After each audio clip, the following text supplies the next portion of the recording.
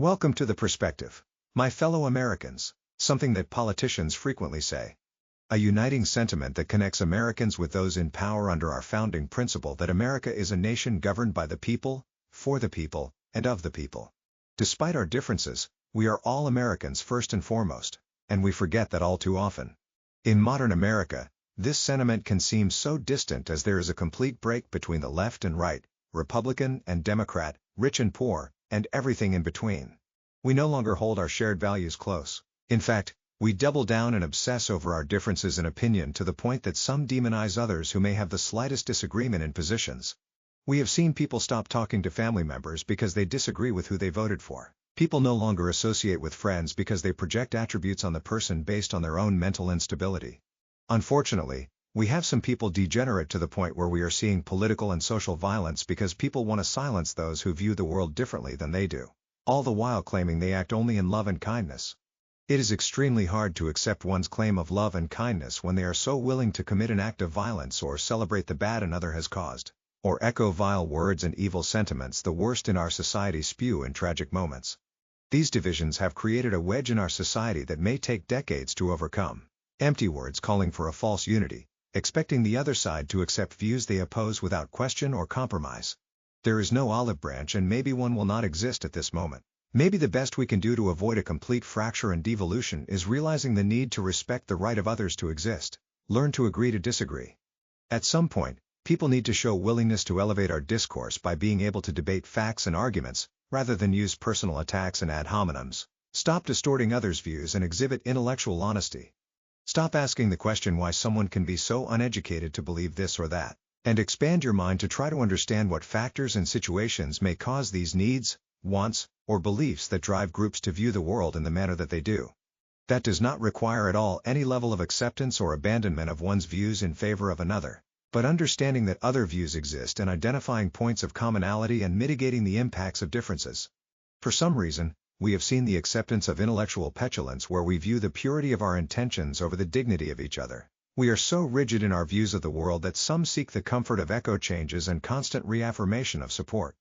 As the social manipulation caused by censorship is torn down, there are many people unable to comprehend the fact that other people view the world differently than they do, and some of these people are near and dear to them, or used to be. The complete disregard of a person because their political views is not a problem of them, but a flashing light of one's need for self-awareness. Do we understand what our closest people need and want? Can we empathize with their goals and ambitions rather than criticize because it differs from our own? Do we need people around us to conform to our views, lifestyles, and likes in order to validate ourselves? Why do we need to challenge our own line of thinking, value system, and views with fact-based research? Sometimes the best way to strengthen your beliefs is to challenge them. All too often we want our opponents to challenge their beliefs, not ourselves. Many times some are too busy cloaking themselves to believe they are in the mainstream when they might not be. They want the appearance of normalcy when the actions, words, and attitudes counter that. In regards to cloaking, we see so many people try to paint themselves as centrists. Many times they really do not understand what that truly means. I hear people make this claim because they have a few views on one side and many on the other, but having views on both makes them a centrist. In reality, centrists generally are people who are generally middle road type people. Not a strong opinion on anything. Not at all saying they lack an understanding of either, but are not compelled by the argument of either side. Most people are not centrists. They are either center-right or center-left. Either people foundationally believe in their ability to determine their own path in life with little to no help, or they feel that people need guidance from others and help to set their direction until they are able. I think when you start to get to the fringes is when you view that the government has completely no role in everyday life, or that society completely bears more responsibility than the individual is for their outcomes. We must understand when our mentality slides too far one way or the other. It is easy to become radicalized when you view politics as a sport. Although you may support one party or the other, you should be able to articulate what is offered by both.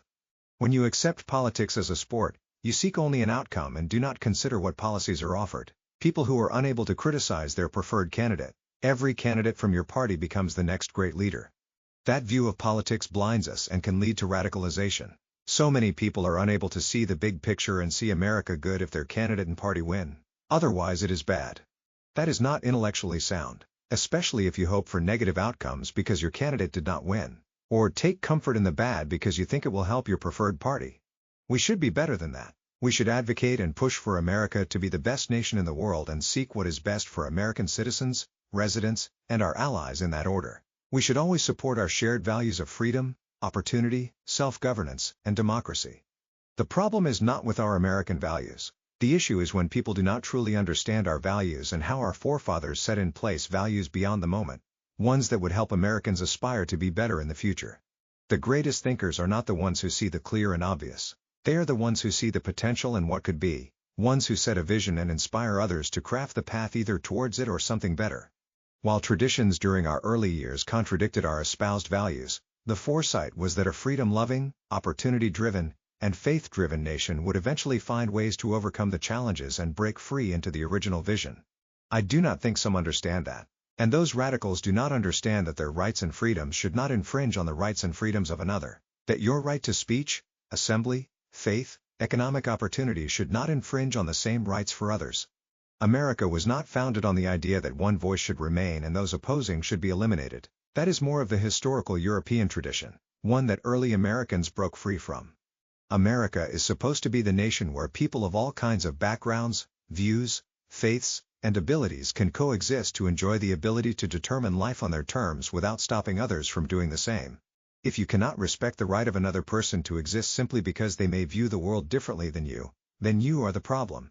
If you always believe that others should capitulate to your position without ever even considering the other points of view, then you are part of the problem.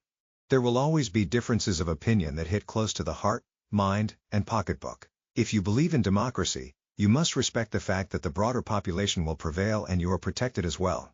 We must never allow the coercion of views through political violence to become normal. We must reject violence and encourage respectful debate. We must protect America from those who embrace the violent approaches used in socialist and communist regimes. America is worth fighting for. For some time, I hope that, in spite of the ample evidence, we live in a society that respects the rights of others and can show compassion for one another. One that can set aside our differences when tragedy strikes. Our basic decency and humanity traditionally calls for us to awaken to what matters most when trying times happen and be able to show concern for those around us regardless of whether we agree or disagree. We have done that in the past. But the fringe progressive left that has become the Democratic base could not do that, leaving us puzzled as to why a base that says the stand for love and kindness. They claim to go high when others go low. Yet, they consistently sink further and deeper into the vile and pure evil realms that politics devolve to. And they embrace that. Challenging moments show who people truly are. The vile indignant comments from this group shows the hypocrisy and their continued embrace of indecency. There are some who will argue that the left is compassionate because they try to find good in the bad in our society. But that is directly countered by them demonizing the good in our society because they do not live up to basic societal standards. We typically take a comprehensive approach to content, a method that can veer too close to the both sides approach. On the political and social violence issue, there is only one side consistently doing it. And it is important that we speak the truth to those trying to spin a narrative. The sources of misinformation and disinformation that try to provide cover to those dividing our society and fueling political hatred. There is a clear need for people on the fringe left to look in the mirror and see if they are the person that they want to be. If they are not, they need to accept responsibility and make the changes to themselves to be better. To cheer for the death of a person simply because that person held views differently than yours. Did him creating dialogue between both sides offend you to your core? Do you even know what he stood for or just listened to the distortion by those who feared being shown for who they really were? Now, we are supposed to accept your complaints about freedom of speech, when for years you have perpetuated the censorship and silencing of millions of Americans just for opposing your views. Many times they were right where you were wrong. As many on the left said during the height of the cancel culture, a private company deciding to end a relationship with a person is not a free speech issue, which they are right. Free speech is a protection from government action. Government officials pressuring social media companies to silence Republicans and conservatives is bad. Also, a government official threatening investigations for free speech is inappropriate. But there is a need to look at what we pass off as press if it really is propaganda. There is no problem with speech when a company decides they do not want to deal with the negative backlash that is brought on by comments of the person. Employees are expected to protect the brand of their employers. For years, they relished in digging up old content of people and distorting the context to get people censored and deplatformed, and now they want to cry foul? Especially the politicians who actively sought to silence their political opponents and millions upon millions of Americans. There will be many calls for unity and manners that will not have any chance of bridging the gap. If unity is defined as complete capitulation of the other side to adopt your ideals and values, then you have no shot. First, we must accept and acknowledge the right for others to peacefully exist in spite of any potential differences. And we must commit to peace as well. There are many good people who hold views on the right and good people who hold views on the left. The conflicts typically come from the fringes that overshadow the muted masses. We need to be able to negotiate with each other in good faith and stop demonizing and projecting characterization on those who are not 100% lock and step with your views. We need to be able to compromise with one another to craft universally accepted policies that benefit the broadest population of Americans. The reason why the American electorate has seemingly avoided giving either party unchecked power is because we want our elected officials to merge the best ideas from both sides. There is an issue when our political parties start embracing the fringes for survival. Republicans gave too much influence to Tea Partiers in the past, and now Democrats have placed the progressive fringe left at the center of their party. The traditional core appeal of Republican politics is a limited, effective, and efficient government that does not become an anchor on the people it serves. The core benefit of democratic values is usually making sure that our policies care for those unable to care for themselves. End quote. The traditional balance allows for a society that has a thriving economy that inspires human achievement, while affording funds to provide for those in need. The balance has been thrown out of sync when politicians realize the power of dependency. And the efforts to rebalance have created swings in the political pendulum between those who view everyone as victims and those that do not support any government action.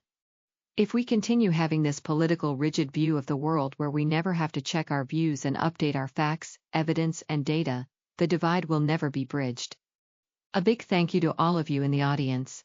Your viewership is appreciated and valued.